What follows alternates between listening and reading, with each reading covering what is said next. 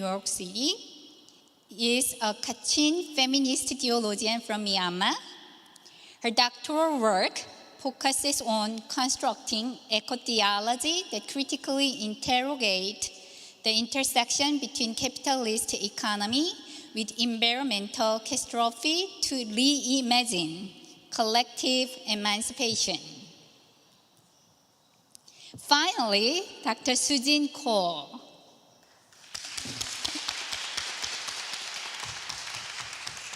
She is the Graduate Future Program Director of Humanities Center at the University of California, Irvine.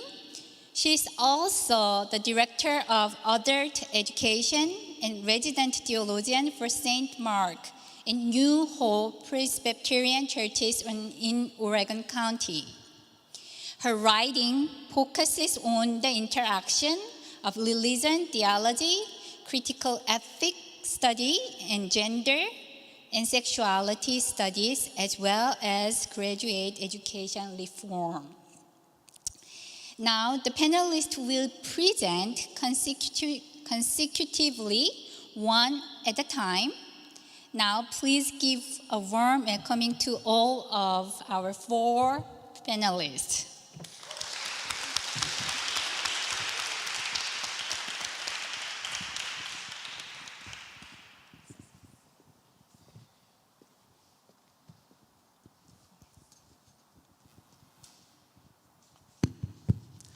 Good evening, everybody. Welcome. Thank you so much for that warm introduction. And I just want to acknowledge the program committee and all the folks who have worked so hard to organize this wonderful gathering and to bring all of us together. So my name is Juliana Nessie, and I'm excited to be here with you all tonight. So thank you for the invitation. I'm humbled and excited to learn from all of my esteemed panelists as well, and also share a little bit about my research with all of you. So thank you. This is a very beautiful space to be in. All right, so I'm gonna start off a little bit about my research. My research mainly focuses on women in Samoa, specifically in the Pacific Islands. So to hear the introduction about the collective work that all of you have done in the past and the present in bringing together everyone for the conference is super exciting because it very much shares the same stories and essence with the women that I work with as school organizers, specifically for students with intellectual and physical disabilities in Samoa and more broadly Oceania. So I'm going to start off here with a short vignette to kind of talk a little bit about what my work is about and kind of how, and some of the themes potentially that we can kind of flesh out with the theme of the conference and also just other intersecting topics. So I am a brown Samoan woman with dark black hair. I have brown eyes. I am wearing a black dress with black and white dangly earrings. And so today, my talk will focus on 2 facets. I'm specifically interested in disability activism in Samoa by Samoan disabled and non-disabled women in the 1970s. And then the second facet is thinking about the solidarity politics that went on in these spaces and what can we learn from Indigenous disability activism and their solidarity networks. So setting here is Samoa, 1976. Ngele is a 3-year-old boy who loves to dance and be around people. He had an older brother named Jay who was 5 years old and already attending preschool. Ngele, that's spelled G-E-L-E, was also eager to go to school. Every morning, he watched as Jay got ready for school. He sat at the kitchen counter while Jay packed his pencils, eraser, and paper in his backpack. put his food in his lunch pail, and left for school. One morning, Ngele asked Sina, his mom, "When can I go to school like Jay?" Not knowing what to say, Sina replied, "We'll see." Yet Sina was bothered by her son's question, but was also motivated to find an answer. In her mind, she rehashed the reasons as to why Ngele could or could not go to school. She thought, well, he is potty trained, but he can be difficult to understand when he talks. He knows his ABCs, but he looks different from other children. He can write his name, but sometimes can't sit still. Despite Sina's justifications as to why Ngele should be in school, the reality was that schools at the time did not allow children with disabilities, let alone someone with Down syndrome like Ngele. So 2 questions that I want to kind of spell out here that helps us think about this particular vignette is, in thinking about disability activism, is how do we add that understanding around disability activism to our understanding of care, right? And belonging in the community. So care, this is very much a question about care work. And what is the role of land-based literacies and community knowledge in disability activism and decolonial politics or approaches? So in 1978, a group of women in Samoa, SAMOA, an independent state in the Pacific, came together to advocate for the inclusion of students with disabilities in schools. Representing the main island of Upolu, that's UPOLU, some of the women were parents of disabled children, disabled themselves, and were family members and allies. Their collective goal was to establish educational institutions for people with disabilities. Yet, gathering support from the community was difficult, given the popular discourse about disabled people as ulukae, which is the term for that, which translates to broken head or quote unquote uneducatable, and not worthy of inclusion in schools. The stigma and shame attached to how people with disabilities were treated applied to the educational realm and more broadly the Samoan community. So what compelled these women to support disabled students in the late 1970s? What can we learn from this case study about the relationships between disabled people, indigenous lands, and colonial educational policies, right? So the larger project here is a book project of mine which looks at these 2 particular schools called Aonga Fiamamalama and Loto Taumawhai, which were 2 schools primarily established in the 1970s to educate students with intellectual and physical disabilities. And so it's the project is around the oral history and sort of the social history of these women organizing these schools and why they organized. And there was about 30 women who came together and volunteered their time, resources, and networks to organize these schools because they were non-government, they were NGOs or non-government organizations. And so I think that eventually the founding of these 2 schools forced the restructuring of the education system in Samoa, which included disabled students, but also ironically, this is kind of skipping to the findings here, they continued to segregate disabled students from their non-disabled peers. So you kind of have this paradox of creating schools, wanting to go to schools, and then they do it, but then ironically, that also creates, they're still isolated from their non-disabled peers.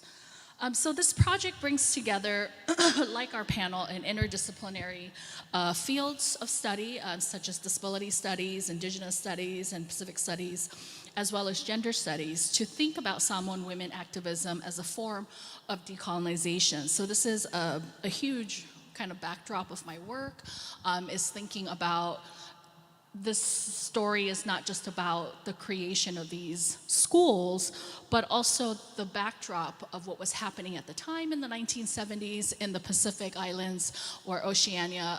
There was a lot of decolonial or decolonizing movements, social movements, that were also happening at the same time. And so the women that I work with oftentimes says to me, you know, education was also for decolonization. So I was really sort of curious about that whole idea of using education as a system to think about decolonial politics, right? So, which is also very different from disability activism.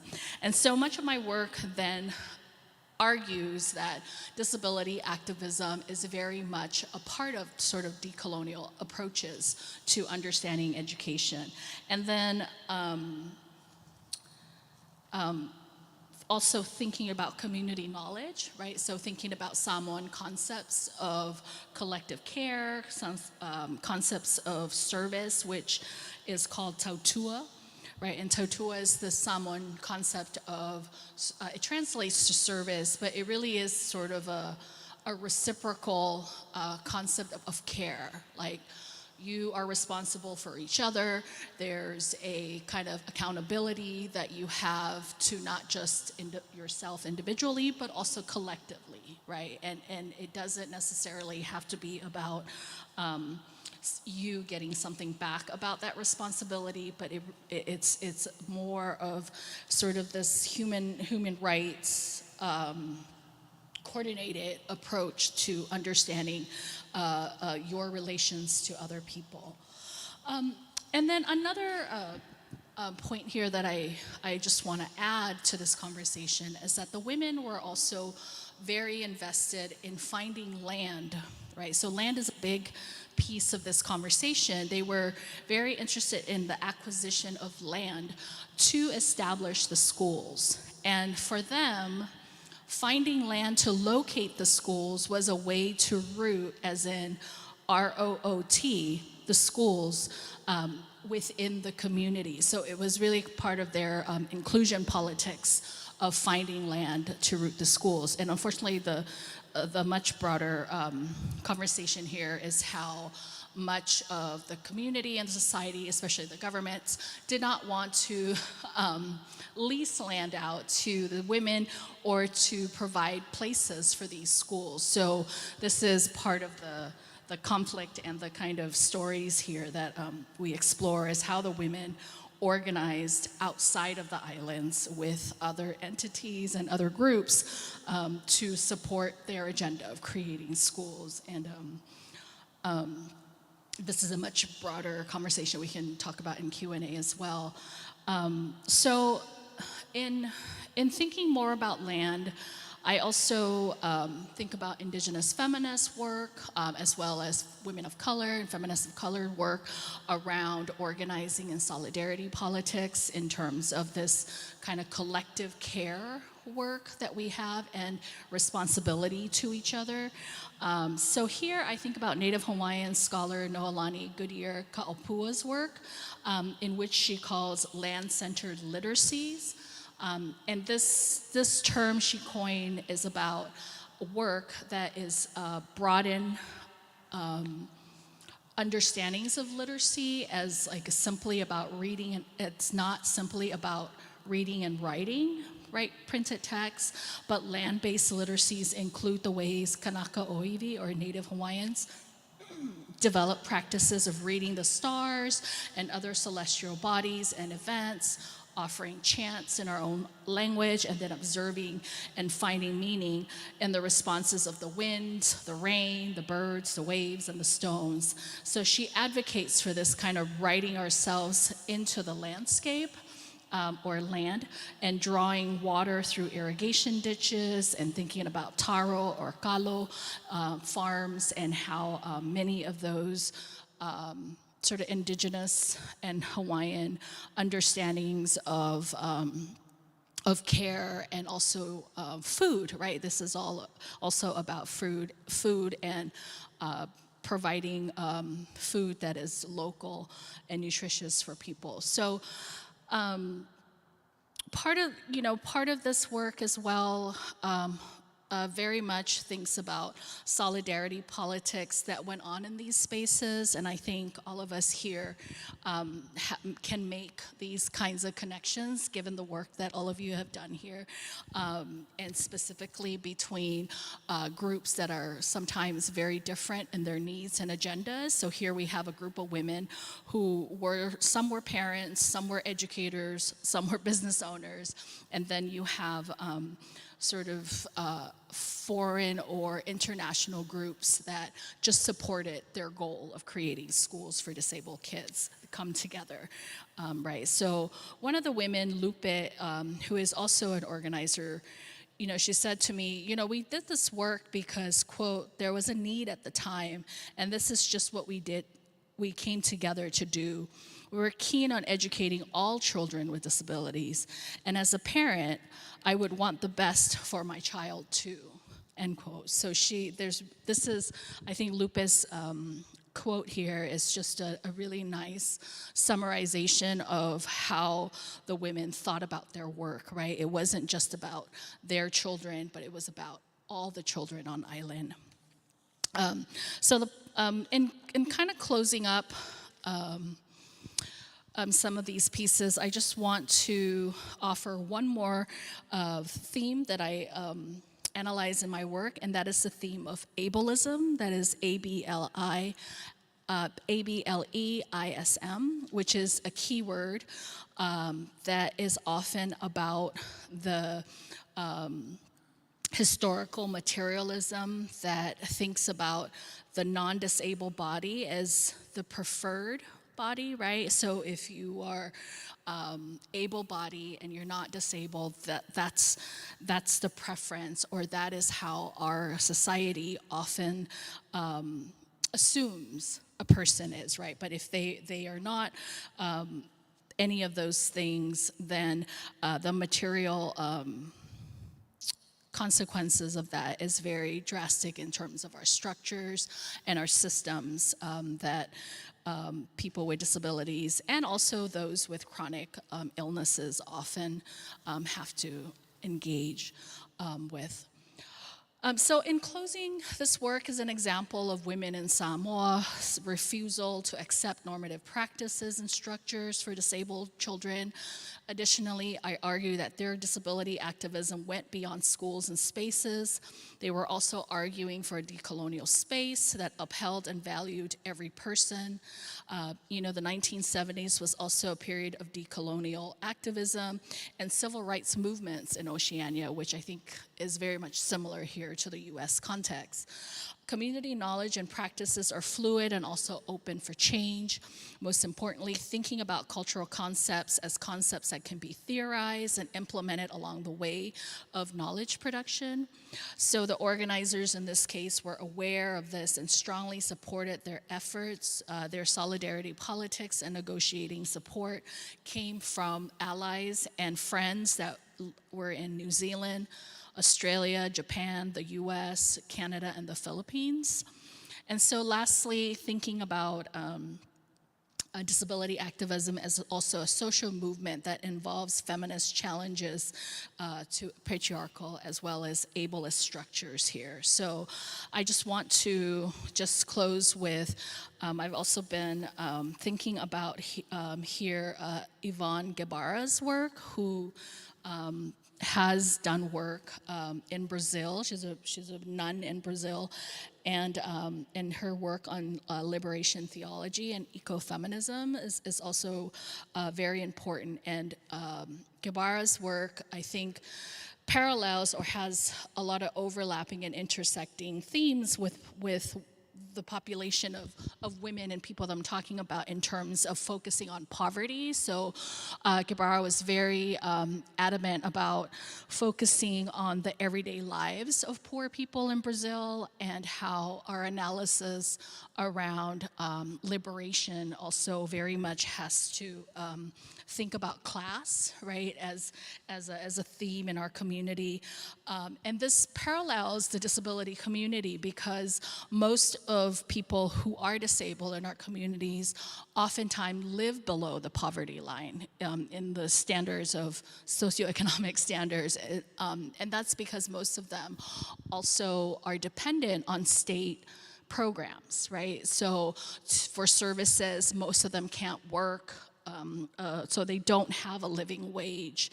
And so I think this is part of the tensions that I'm talking about here, is that most of people in the disability community, unfortunately, belongs to a group that is often marginalized because they're not considered sort of this power block in our society. So there's this continual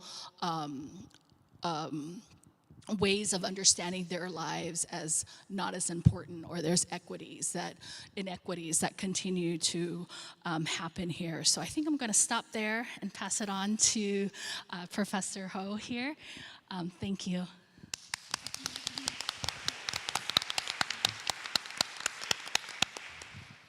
Thank you, Julianne. First off, I'd like to thank Pan Autumn and specifically Christine Pei for inviting me to speak on this illustrious panel exploring themes of Asian American and Pacific Islander eco-theology and eco-spirituality.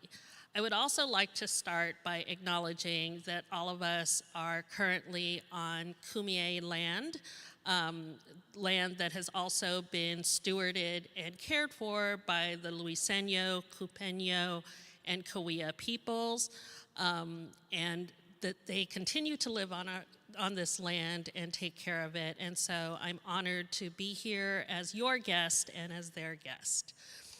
So given how eco-theology explores not only the relationship between religion and nature in terms of the degradation of nature, but also ecosystem management, I will spend my 15 minutes sharing a few examples that came to mind when I was invited to reflect on this topic.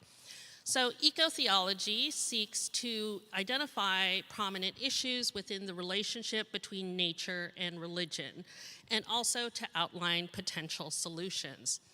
So my first example is that of Buddhist monks and activists in Thailand and Cambodia who have been working together to protect threatened forests through the practice of tree ordination. So since the early 1980s, Buddhist monks have participated in development programs in Thailand and supported national goals of education, development, and modernization. However, many came to see industrialization, urbanization, and the spread of Western values as a problem.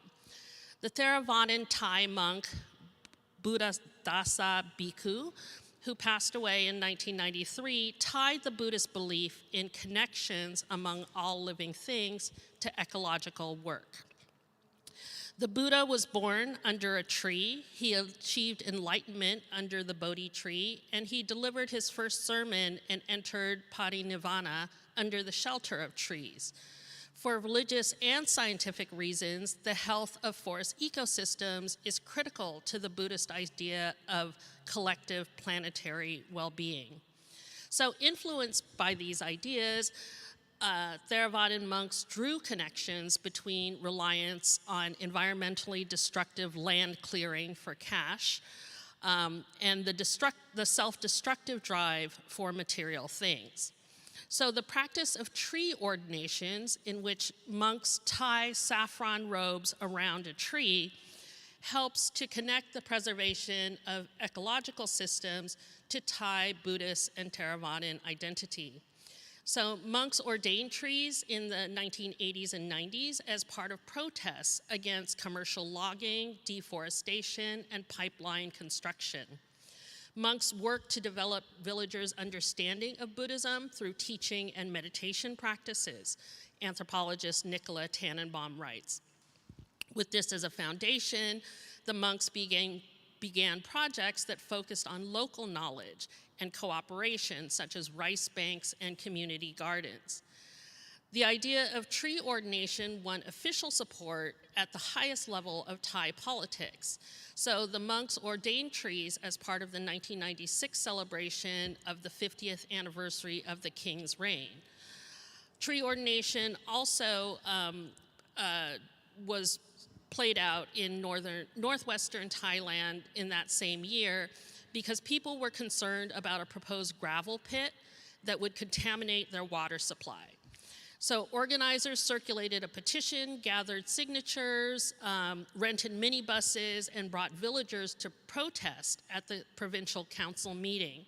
And then they planned a tree ordination. In a written invitation to the ceremony, they explained that the village was divided into the watershed area that should be left alone, as well as other regions where people needed access to cut wood or gather plants like mushrooms, bamboo, and medicinal herbs. They emphasized the forest's importance to the village water supply, as well as animals and humans in the area. So the tree ordination ceremony drew a wide base of support, and the assistant provincial governor attended. 5 different temples sent monks and lay people from the surrounding areas. So the ordination received widespread support, not only from the local communities, but from the Royal Project for Tree Ordination in Village Forests. So the royal support made the provincial and local level government officials more inclined and enthusiastic about changing their mind about the gravel pit project, demonstrating the power of tree ordination as a tool for community and ecological justice. So in this case, Buddhist monks integrated religious moral principles with environmental awareness. These eco-Buddhist campaigns highlighted how selfish and short-sighted desires for economic gain and accelerated development have led to the exploitation of natural resources. The monks saw it as their duty to bring traditional religious concepts and rituals to bear on contemporary ecological needs. And they provided consultations to government officials about environmental issues and implemented other sustainable projects. So this tactic of tree ordination gained media attention around the world for its innovative and inspiring message about the sanctity of the natural world. My second case study is that of Vandana Shiva, a world-renowned environmental thinker, activist, feminist, philosopher of science, and policy advocate. In 1982, Shiva founded the Research Foundation for Science, Technology, and Ecology, RFSTE, an independent research institute that addresses the most significant problems around ecology. And then in 1991, she founded Navdanya, which in Hindi means 9 seeds or new gift. This was a movement in defense of biodiversity and small-scale farmers. Shiva has won many awards, including the Alternative Nobel Prize, known as the Right Livelihood Award, and she's been named among the top 5 most important people in Asia by Asia Week in 2001. She's often referred to as the, quote, Gandhi of grain, because of her activism with the anti-GMO movement, or genetically modified organisms. And American journalist Bill Moyers called Shiva the, quote, rock star in the worldwide battle against genetically modified seeds. Born in 1952 in India, Shiva is the daughter of a forestry official, and her mother was a farmer. She grew up near the foothills of the Himalayas, between the forest and the farm. She says, "My childhood had a continuity between the forest and the farm, and we lived and worked with biodiversity." Shiva went on to study quantum physics and the philosophy of science in Canada and developed an interest in environmentalism during a visit home when she discovered her favorite place in the forest had been cleared and a stream had been drained so that an apple orchard could be planted by a corporation. The decimated forest haunted her. While on her way to catch a plane to return to Canada, Shiva was talking to a tea vendor, a chaiwala, and he mentioned the Chipko movement. Chipko means hug in Hindi, and it's a movement from the women of the Uttarakhand region who protected trees by saying they were going to hug them.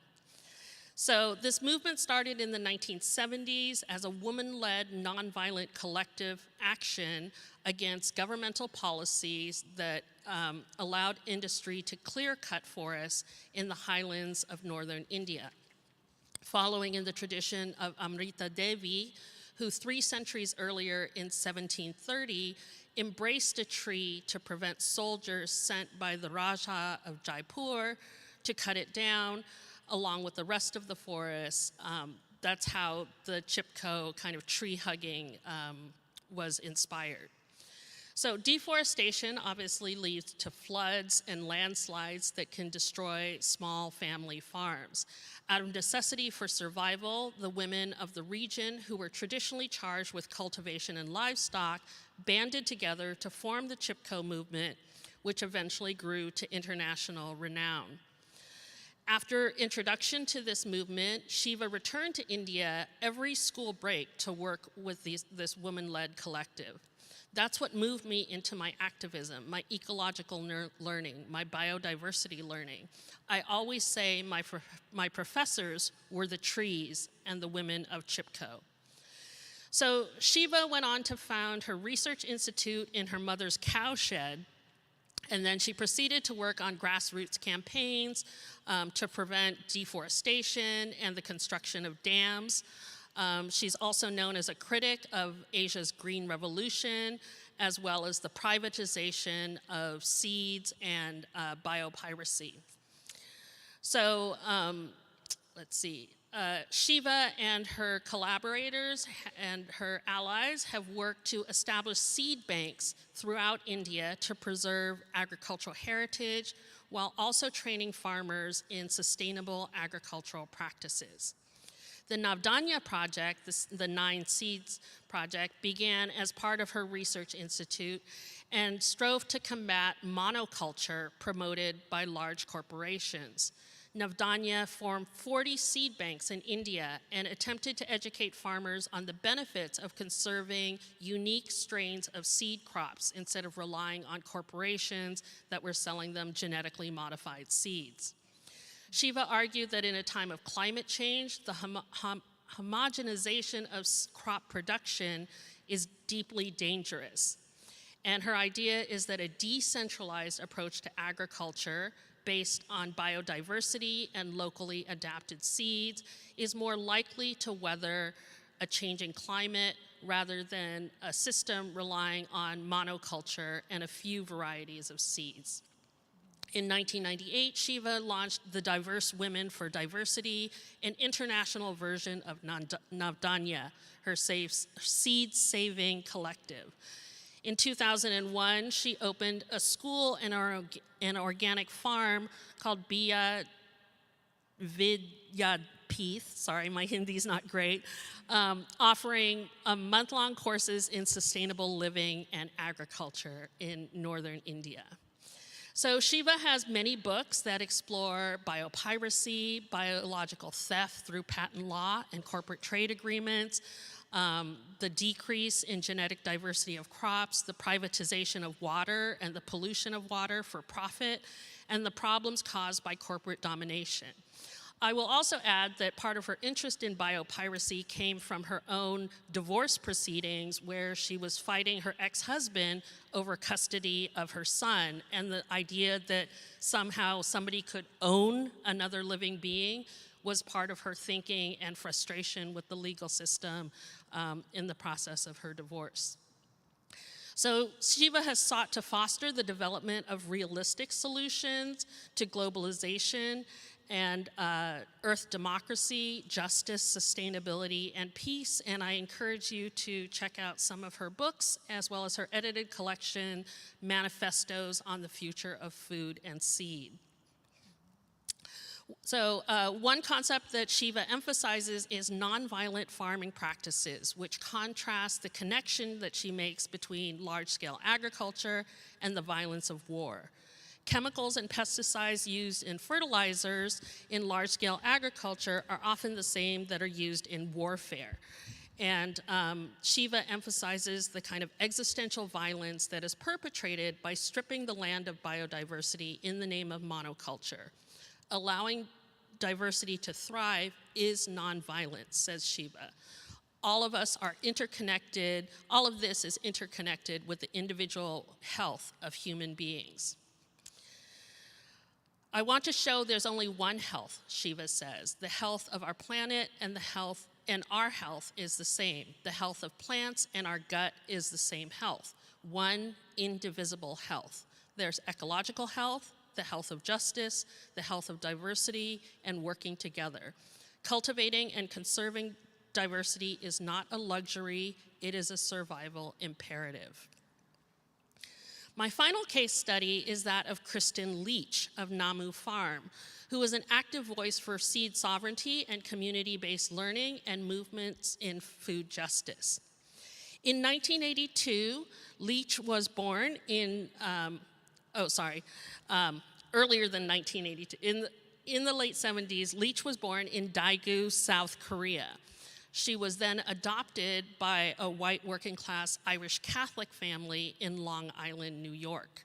Her love of food began when she was young, working in her adoptive grandmother's massive garden, and also being invested in community gardens and the Food Not Bombs movement as a teenager. So she grew up in a family that instilled the importance of the community and the connection to the earth. So when she relocated to the Pacific Northwest, Washington, for college, before she moved to Washington, Leach also grew up in New York, influenced by the 1990s punk movement and also the community garden movement. She remembers as a teenager hearing a talk from Zapatistas from Chiapas in Mexico I'm out of time. Okay, so I'll finish up. Leach was exposed to the Zapatistas and the idea of peasant revolutions and conversations around globalization. When she relocated to the Pacific Northwest, she was able to connect with other farmers and seed companies that were interested in Korean natural farming. This is an environmentally regenerative way of growing food using indigenous microorganisms to enrich the soil, which is then topped with straw. Korean natural farming is also founded on equitable relationships between the farmer and nature. So with different partners, both white and Asian American, Leach went on to establish Second Generation, which is a California farmers collective and seed company, which is focused on seed stewardship, much in the same vein as Vandana Shiva, aimed at fostering biodiversity, healthier ecosystems, and more equitable food systems. She also founded Seed Stewards, first as a community-supported agricultural system, and then later as an educational program that brings together Asian and Palestinian heritage crops and encourages communities, predominantly Korean, Filipino, and Vietnamese, to gather, share stories around food and nature. So they have educational programs, they run programs for children, they have virtual potlucks where they share knowledge and share food. So Leach particularly is obsessed and fascinated with perilla, which is a beloved Korean crop and leaf, which for her was a gateway plant to discover her Korean roots, which she had not had a lot of contact with while she was growing up in New York. So Namu Farms is 2 acres located in Winters, California, and it aims to utilize sustainable agriculture as a platform to connect local Korean communities, minority, people of color farmers, and issues of farm justice, as well as preservation of tradition and culture. So since I'm out of time, I'm gonna stop there and pass the mic, and thank you for your time.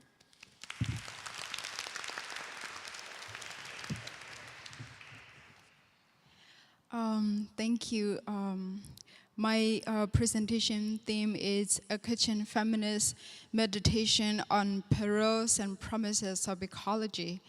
And when I say Kachin this evening, I want to invite you to remember that Kachin is one of the ethnic groups in Burma, and I'm one of them, and two of my sisters, Troy and Sao, is also here. And so, yeah.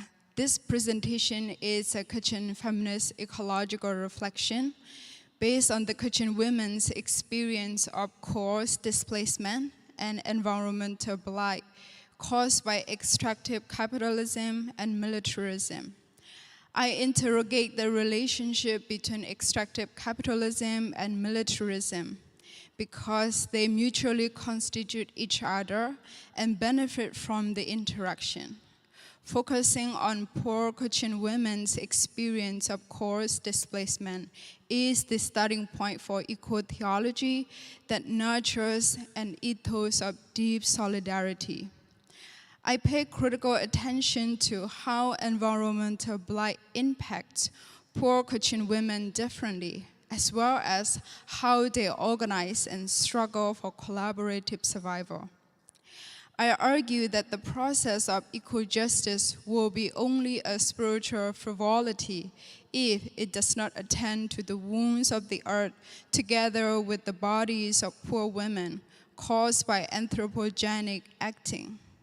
To begin this process of attending, one has to relearn embodied knowledge of poor women of color, as well as resurrect the wisdoms of our ancestors and mothers, which is interweaving with the earth. More importantly, they tell an alternative story of resistance that disrupts the pervasive narratives of extractive capitalism and militarism.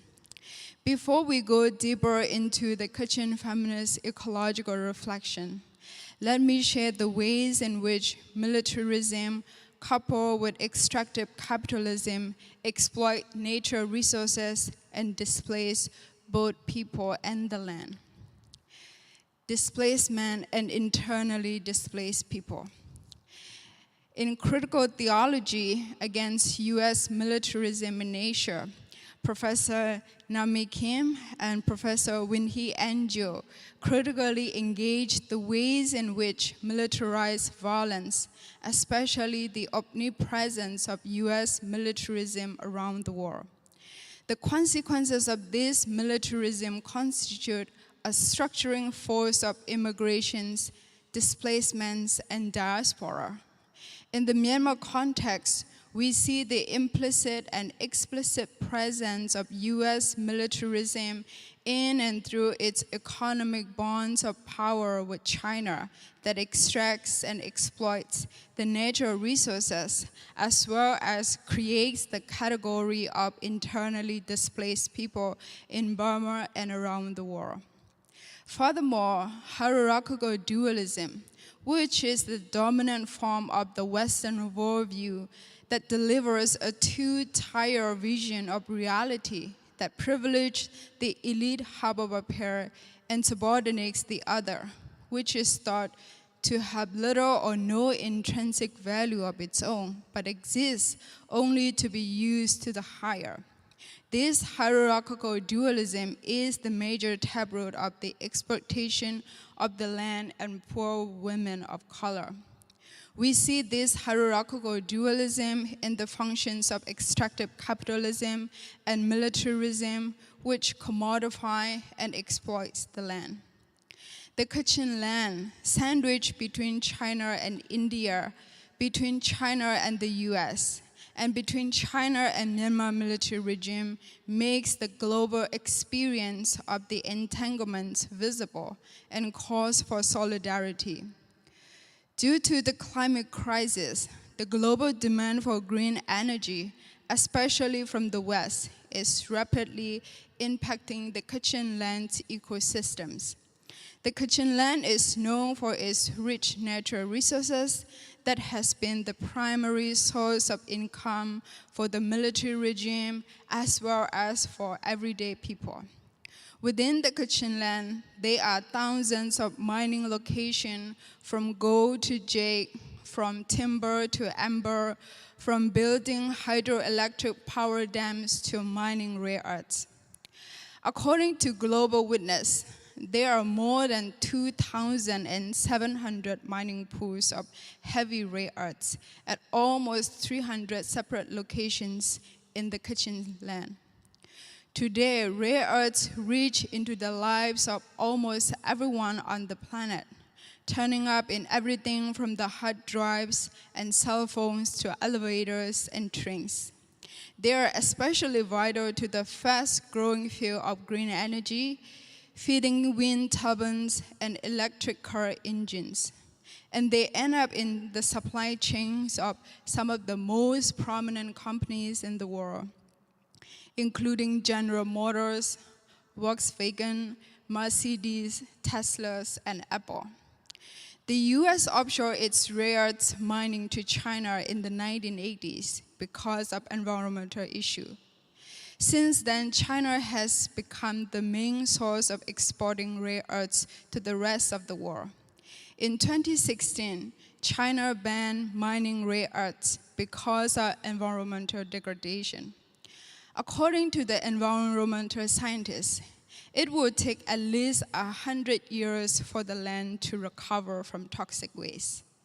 China has turned to Burma for mining rare earths since 2016, and today 70% of China's rare earth exports are from the Kachin land.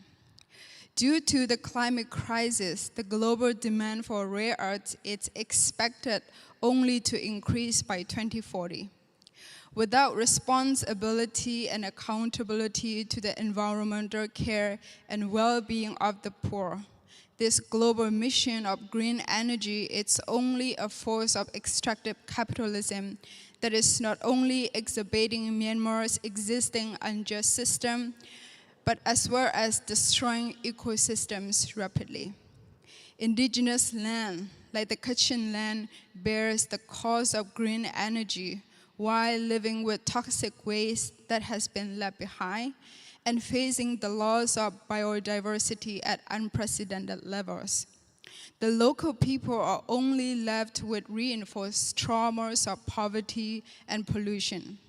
In addition, there are already more than 100,000 Kachin people who have been internally displaced and millions of ethnic groups across the countries due to the aggressive military violence. This brief story of the Kachin land is only one of the painful witnesses that the environmental blight affects poor people and the land differently. Despite recent displacements, poor Kachin women raise their voices and fight for equal justice because they understand the interconnectedness with and the sacredness of the land. Poor Kachin women's equal justice and grassroots movements are grounded in their ancestors' animist cosmology that they belong to the land, not as a civilization, nation, or class, but as the radical egalitarian belonging of earthlings to earth. This animist cosmology is embodied knowledge and praxis of poor Kachin women. In my conversation with a Kachin environmental activist, she shared her experience of working with her fellow Kachin women.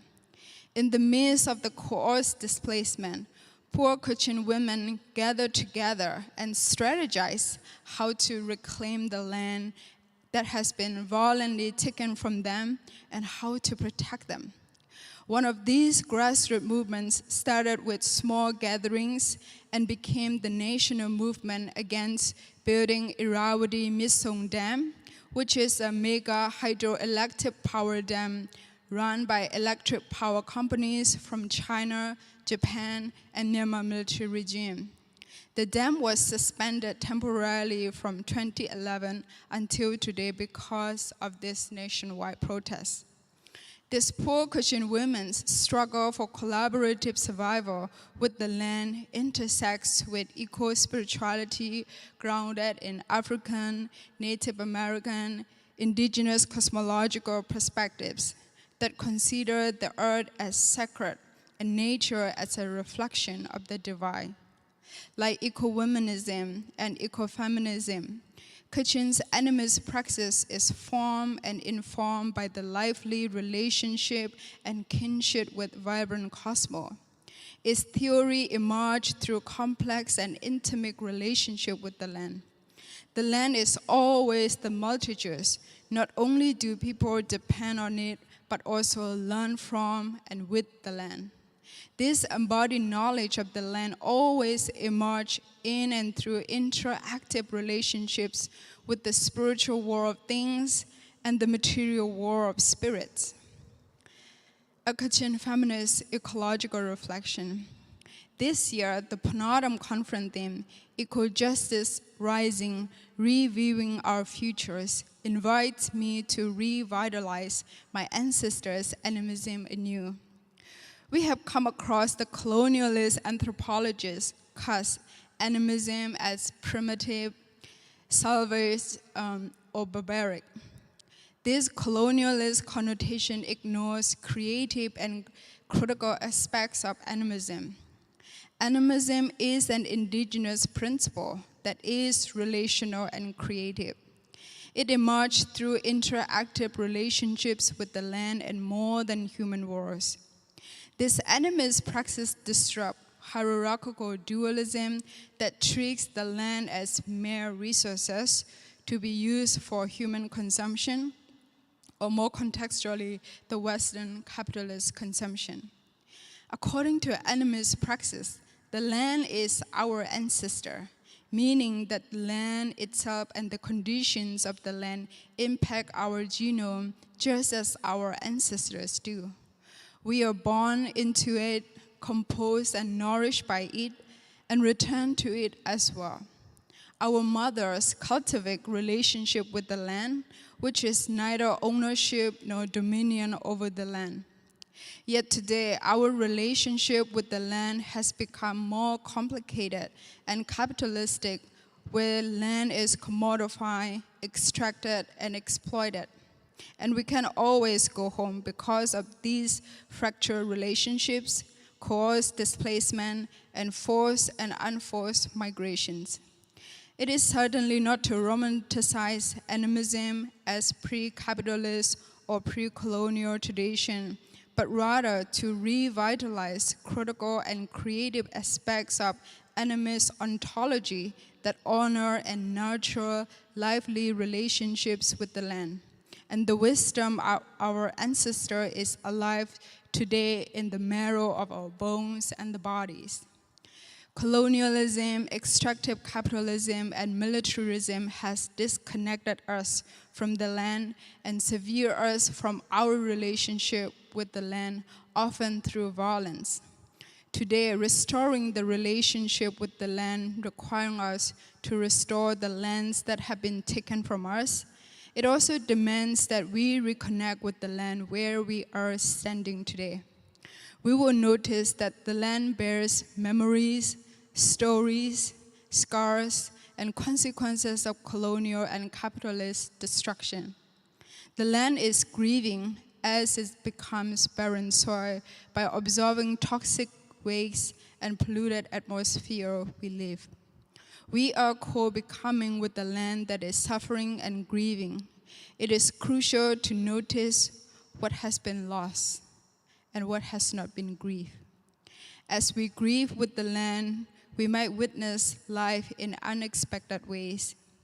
In this sense, deep solidarity is an invitation to become kin with more than human worlds and struggle for collaborative survival in the ruin that has become our collective home.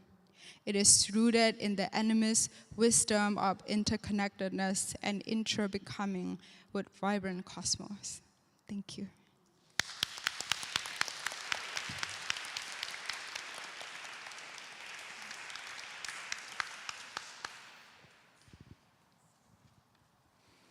Thank you for that beautiful reflection.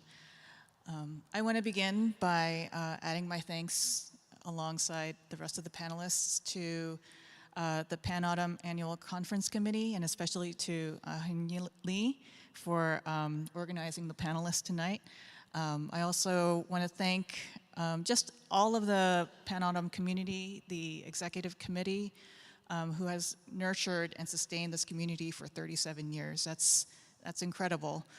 And thank you to Hanaka and to First United Methodist Church of San Diego for hosting us in this space. I also want to acknowledge that today is the 2-year anniversary of the murder of 8 people in the greater Atlanta area, 7 women of Asian descent.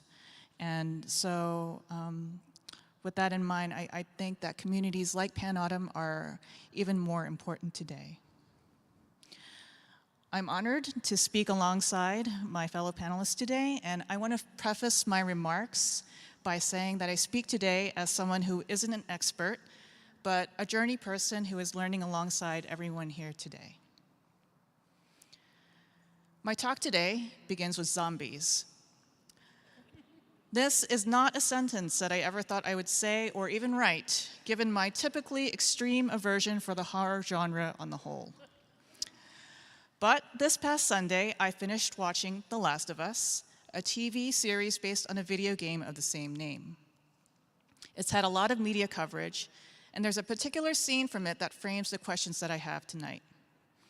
Without spoiling too much of the plot, because I hate that, the series primarily takes place in the present day. In fact, 2023. And the world has been in the grips of a pandemic for the past 20 years.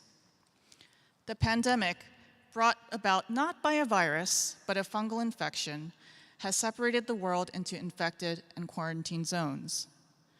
Liminal spaces do exist where the infected, the zombies, lurk around in various stages of progressed infection. Their unseen presence naturally contributes to the series' persistent atmosphere of dread. At the same time, not all the horror in the show is solely located in the zombies themselves. The horror is dispersed across the remaining survivors, mainly in terms of their actions and decisions that they undertake in order to survive in a world that has been decimated by pandemic, death, the breakdown of large-scale infrastructures and food supply chains, military and insurgent violence, and a fundamental distrust of others.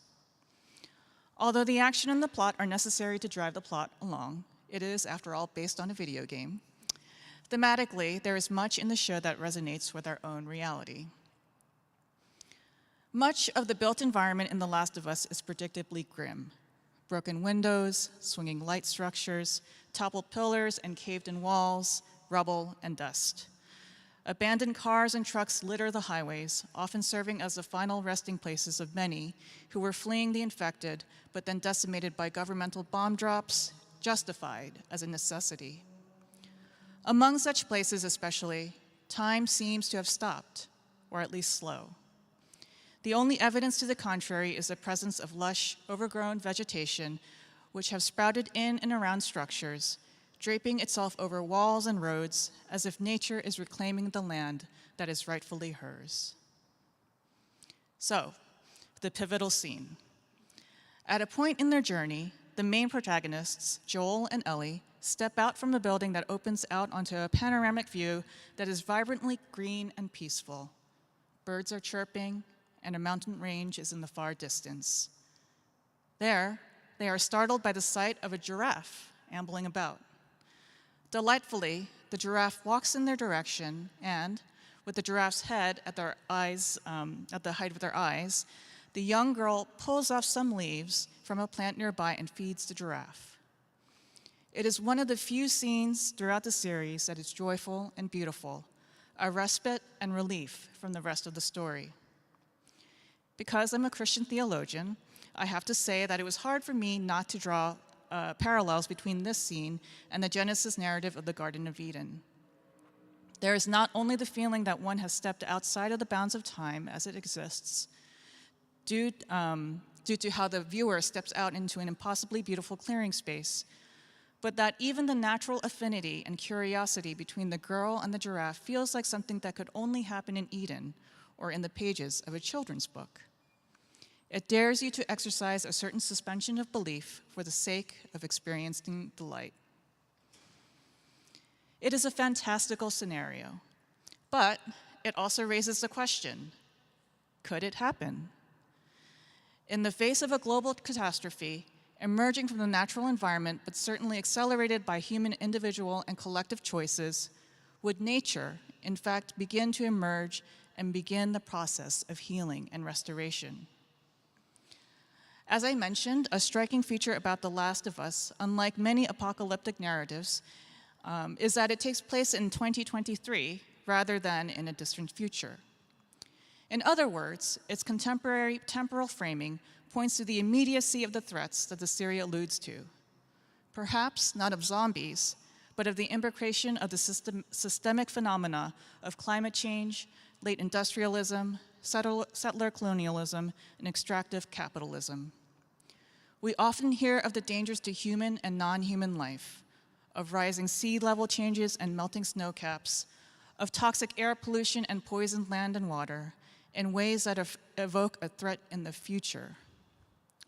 This future-oriented framing evokes the silent, still, and abandoned scene that Rachel Carson's Silent Spring begins with, rather than the chaotic, mundane, and familiar rhythms with which we find ourselves intimately involved here and today. That is part of the power of The Last of Us, that it squarely raises the question of how we are navigating these collective environmental problems right here and now in our immediate contexts. I would suggest that even when our work involves highlighting the uneven impact that climate change and pollution has on Black, Asian, Latinx, and Indigenous communities, that our analyses may not necessarily have direct impact on the decisions that we make in our everyday lives. This is what Kim Fortune and Heather Swanson identify as disaffection. In terms of our conference themes, disaffection can mean several things. It can mean being willfully or unintentionally ignorant of the reality that much of our produce and meat are sourced from industrialized agriculture and farms, rendering violence not only to the animals, but also to the laborers involved. Laborers who are often undocumented, live in substandard conditions, and are overwhelmingly people of color. It can mean being frozen into feelings of despair when we hear, as I did the other day, that President Biden had allowed for ConocoPhillips, the gas giant, to proceed with drilling in the federal Alaskan Arctic, despite a campaign promise that pledged otherwise. It can feel like that twinge of guilt when you've thrown out another single-use plastic, but throwing it out anyway, because deep down inside, you wonder if reusing or recycling really makes any difference. We've all been there. You might notice that all of these emotions that comprise disaffection are mostly negative, or at least not desired. If they are negative, what allows for us to participate in this disaffection? One part of this is that disaffection is learned over time.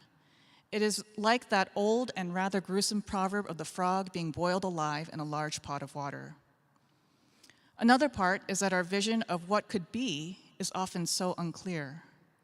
In other words, often we implicitly believe that we will only recognize the outcome of our collective climate change efforts if the world only appears before us as a scorched earth or as a lush and fertile paradise.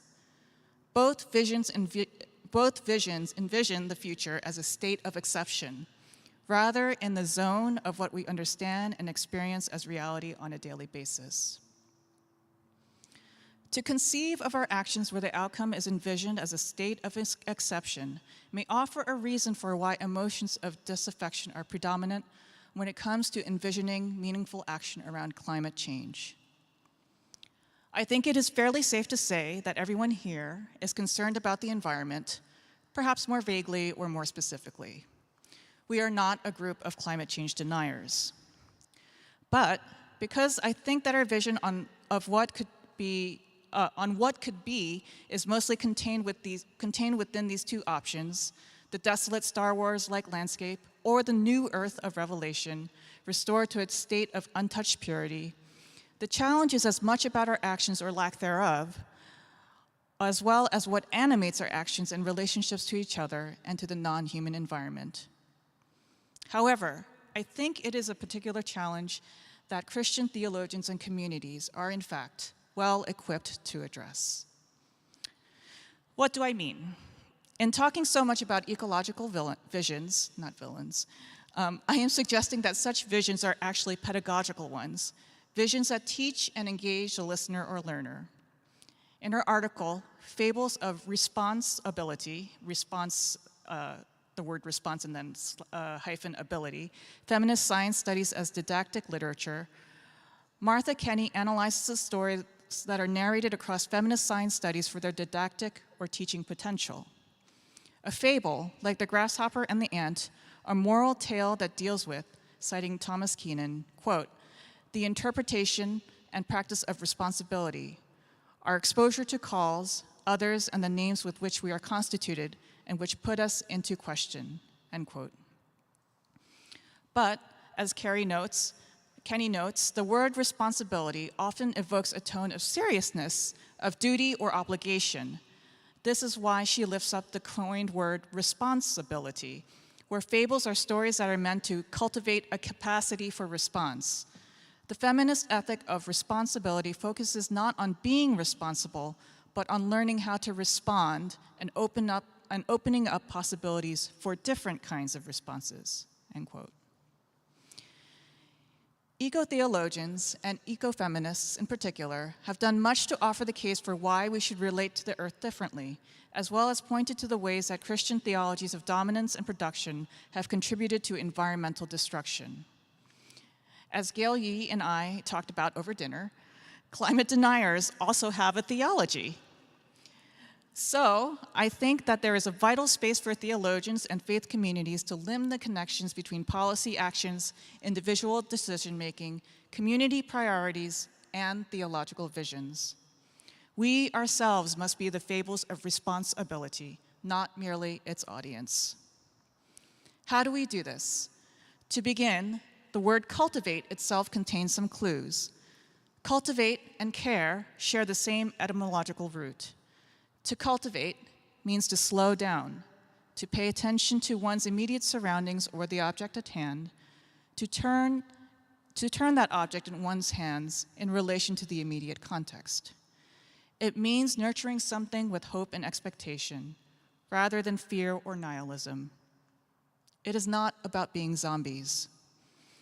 You cultivate something because you hope it will flourish. So for the remainder of my reflections, I want to propose that there are 3 connected ways where we can practice this cultivation: within ourselves in close relations, within our faith communities, and in connection to the non-human environment. Within these 3 connected ways, I offer that the responses that we seek to evoke are joy, creativity, and a resting in the enough, rather than a striving for the exceptional. It is an invitation to shift and reorient rather than building something new altogether. 1, within ourselves in close relations.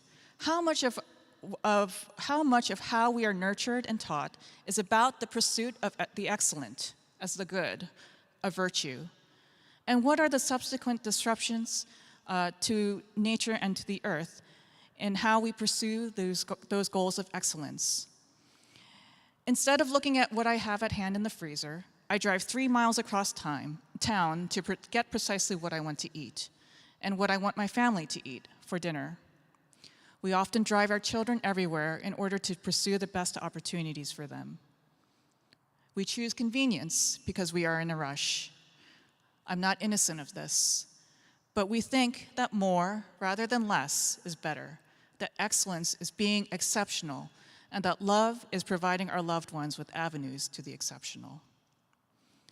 2, within our faith communities, we strive to provide our congregants and guests with exceptional opportunities, with the best worship experiences and the best teaching and preaching, the best fellowship experiences and retreats. It is extremely difficult to resist a capitalistic mindset, given the broader anxiety about numbers and relevance. But what if we slowed down and spent time cultivating a different relationship to our buildings, to our surrounding lands, and to our neighbors, of figuring out where our churches are in the context of the larger ecosystems in which they exist, of making alliances with our neighbors and communities of color on how we source our energy. What if we put our youth and elders in charge of a community garden, or about helping to reduce the carbon footprint of the building? What if we planted native plants and replaced our lawns? 3, in relationship to the non-human environment, do we know the names of the trees that we see and the birds that we hear? There's an app for that, actually. Do you water a plant or grow herbs in a pot? This is not an exercise in inducing guilt. Rather, it's to say, science can be your friend. It's an invitation to delight, to feel the ground underneath your feet, to see the playfulness and slyness of non-human animals, to feel yourself as a part of the natural world rather than apart from it. It's an invitation to learn more about the natural world, to begin to tie back together what has been rended apart by disaffection. The more that is done, I suggest, the more we begin to work within the limitations of the seasons and time, rather than against those forces. It is feeling the weight of the creaturely enough, resting and working within those rhythms. These practical suggestions, however, can only be animated by a multiplicity of responses. And so here, I invite all of us, collectively, to think of ways in worship, music, through the interpretation of Scripture, to conjure a relationship to nature that recognizes ourselves as made from the dust of the earth, so that we may be among the trees that clap their hands and the hills and mountains that burst out in song. We only have today to find out. Thank you.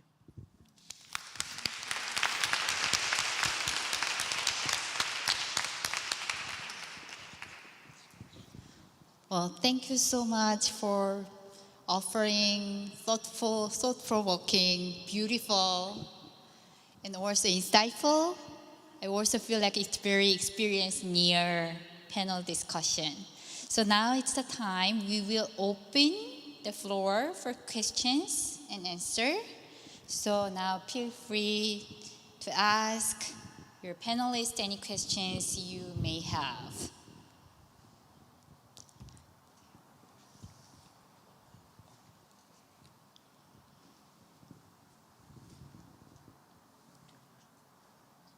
So right now it's 8:27, so maybe 2 person, you might have opportunity to ask a question. Thank you, panelists, for all this wonderful presentation. I specifically have a question for Dr. Annecy. I think it's very amazing that you mentioned about like acquiring land for special education, decolonial activism, like inclusion politics. And my question for you is that, like, how do you think that this method will conceptually and practically interact with capitalism, as well as to the hierarchical dualism that Ban talks about? Do you think that this method has power to effect changes to the productivist and commodified understanding of land?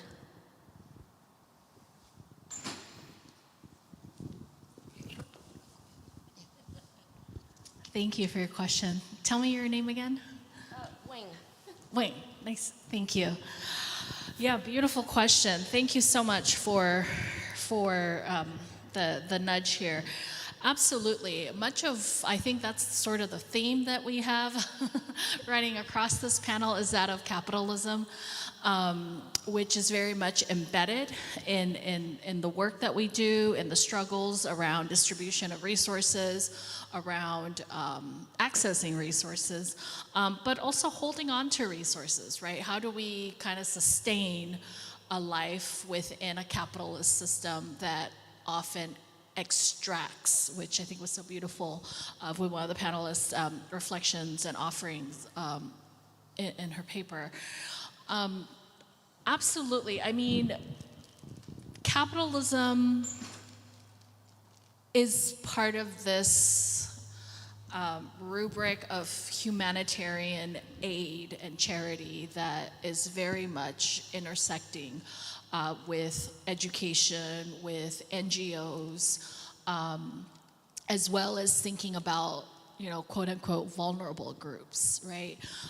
So, part of this project also, that is a chapter in my book project, is thinking about the limits of altruism and how do we think about sustainability in terms of funding for these schools, because most of us who know that nonprofits, NGOs, one of the struggles within these kind of organizations is always around monies, right? It's where do they find their funding and their budget for the next 5 years?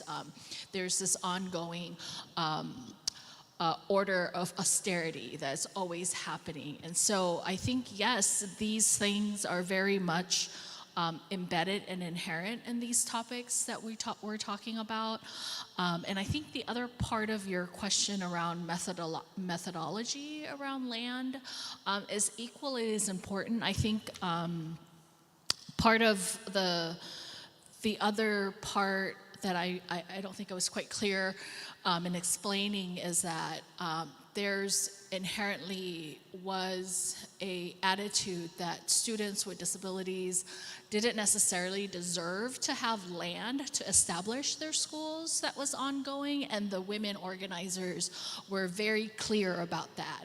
They said, oh, it's not about them not wanting to give us land, it's about their negative positionalities and attitudes towards disabled kids. It's this idea, normative and ableist idea that, oh, they don't deserve to be educated. Look at all these other children that are able-bodied that should be educated, right? So this attachment of value to land and to entitlement to resources, I think, is very much a capitalist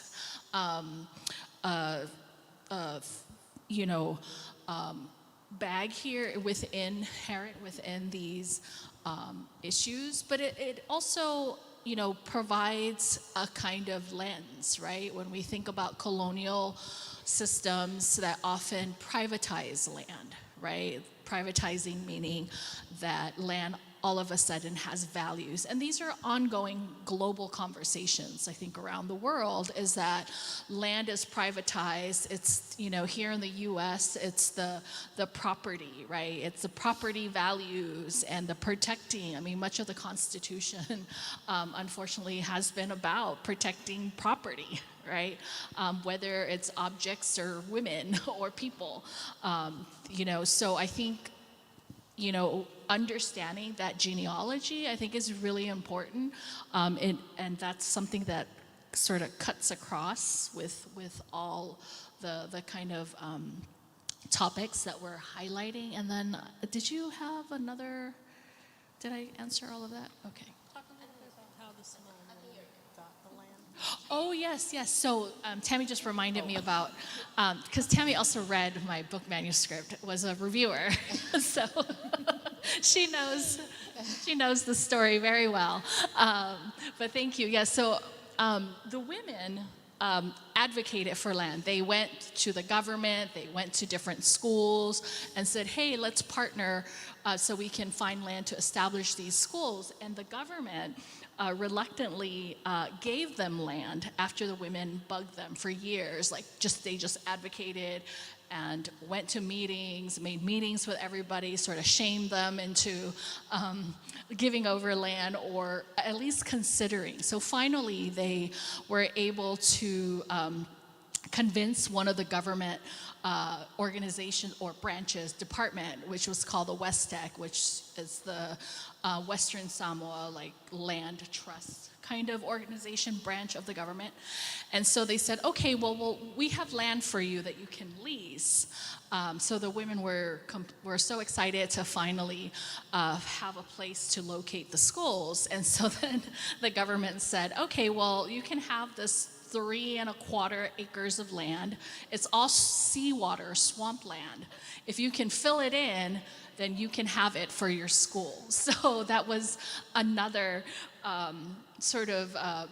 episode of the women advocating then to fundraise and to figure out how to fill in this swamp water land so they can just establish a building on there. And then, I think the other part of that conversation is this is the kind of value and normative attitudes that that government and the everyday discourse, right, at the time was that there was no need for resources to be provided to this particular group of people that we're talking about. So there's so many different layers, I think, but thank you for that question. We are going to take one more question, then we will give opportunity to the online group.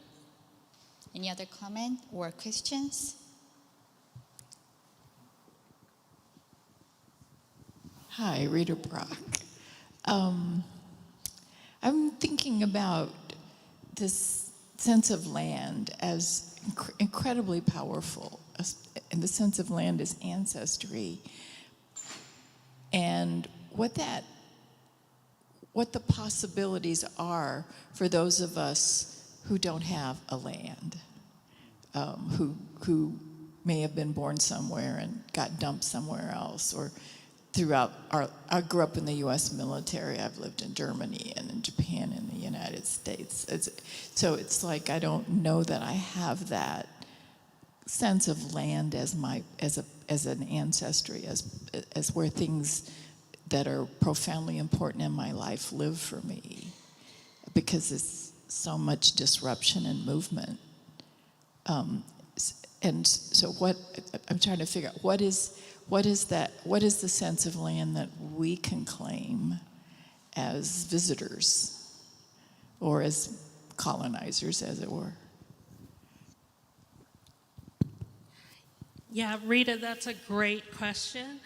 I think, my third example of Kristen Leach actually is, might be able to offer one perspective on that query. I mean, Leach, was an adoptee. She was, taken from her country of birth, grew up in New York, then moved to Washington and ended up in California. But it was through her relationships in California with farmers who were interested in cultivating respectful and reciprocal relationships to the land as opposed to transactional or extractive relationships, that kind of, and also being inspired by the Zapatistas and other, kind of punk DIY subcultures and communities in the 1990s. I think also, the fact that Leach didn't grow up with contact with her Korean culture or her Korean ancestry, but as an adult, took the time to go to Korea to, meet Korean women and farmers who gave her seeds that she then took back to California. And in California, on her farm, in which she doesn't own, she subleases that land. So she doesn't own the land, right? But she has a relationship with other Asian American farmers in California that allow her to develop these kind of heritage crops and think about how she can cultivate kind of adaptability and resilience so that the seeds are more drought resistant, right? And she talks about how her practice of seed saving and cultivating seeds is founded not on the idea of kind of success, either getting the crop she wants or making a profit, as much as she kind of has this long-term sense of being willing to fail, and also creating programs which has allowed her to build an Asian American dominant, but also a multiracial community through which she kind of has strengthened her own Asian American identity. So I think even if we don't own quote unquote land, right, And Leach talks about this in interviews and videos. She's like, it's okay if you try to grow a plant and it dies. It's okay if you can't grow anything, but you just enjoy food. It's just, like Sujin said, you know, taking the time to kind of reflect on our relationships to, you know, food and plants and non-human life around us, I think is a step towards, you know, ecological respect and perhaps eventually, you know, a more creative sense of responsibility and accountability that hopefully will help, you know, mitigate, you know, the drive to, you know, climate destruction and you know, the apocalypse. So that's what I would say, is that I think all of us can play a role, even if we don't own land per se on our own, or, you know, even if we've been ripped away from our homelands and our ancestry because of both involuntary and voluntary migrations.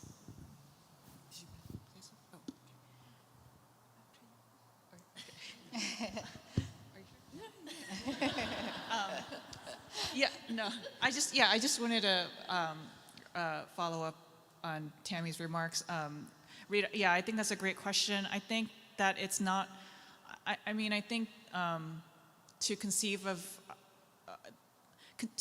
the only way that we can relate to land or connect to land is if we own it, or if we have some kind of like ethnic attachment or history.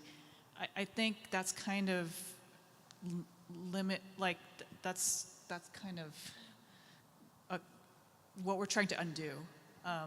And I think that learning the history of a land, paying attention to the land in a different way than in just its commodified potential, I think it uncovers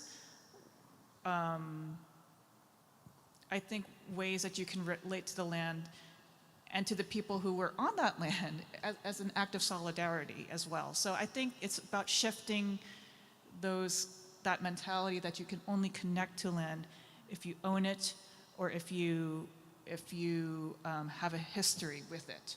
You can learn other people's histories as well, and that's part of the work of solidarity.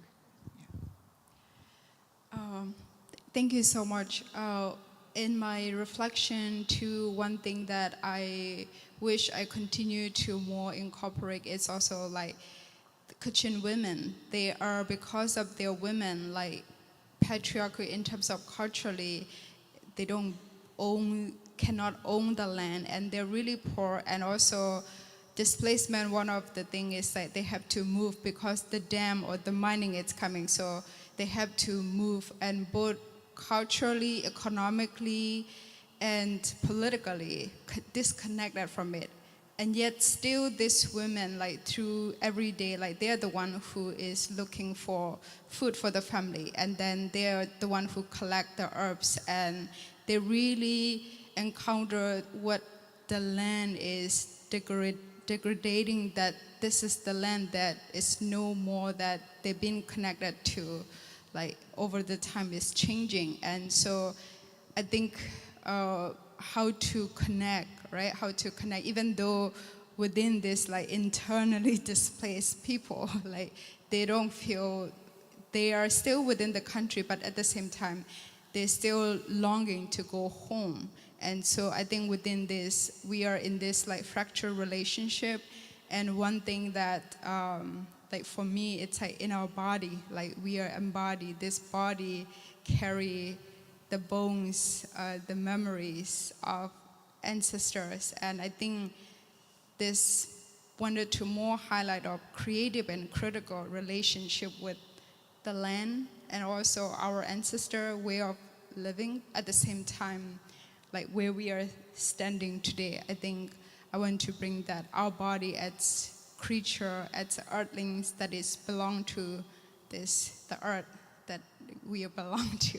So I want to bring our body, our presence here to that connecting with the land. Okay. Well, I believe you might have a lot of questions like to ask to the panelists. there is the reception at the Loader Lounge after this panel discussion, so we can continue the conversation at the reception there. So as we ending this panel, opening panel, I would like to thank you for our 4 panelists. Please give your hand to them. Thank you. Okay, thank you. I don't want to break this mood, but I need to give announcement here too. One more announcement: the shuttle service to the hotel will commence at 9 p.m. We kindly remind you that the last shuttle will depart at precisely 9:30 p.m. After that, no more shuttle service, so make sure you live there. And other one for tomorrow, shuttle service will begin at 7:50 a.m. to 8:30 a.m. to this place, to this church. So remember, and hopefully you can be, if you don't like to take shuttle, you can walk to the church too. 20 minutes. Okay, thank you. So let's move to the reception together. Thank you.